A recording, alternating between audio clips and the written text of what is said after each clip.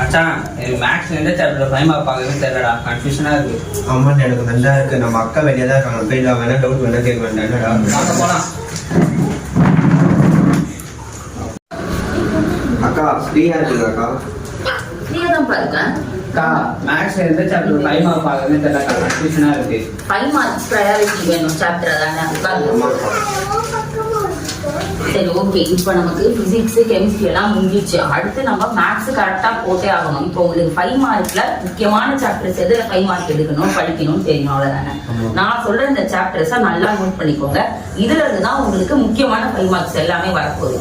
Chapter 2, chapter 4, chapter 5, chapter 6, chapter 10, chapter 12. இந்த ஆர்டர்ல இருந்து தான் முக்கியமா உங்களுக்கு 5 மார்க்ஸ் எடுக்க போறாங்க. உங்களுக்கு இந்த சாப்டர்ஸ்ல இருந்து ஸ்பெசிபிக்கா எந்தெந்த 5 மார்க் வேணும்னு தெரியணும்னா ஃபுல் வீடியோ லிங்க் வந்து டிஸ்கிரிப்ஷன்ல கொடுத்துருக்கேன், பார்த்து தெரிஞ்சுக்கோங்க.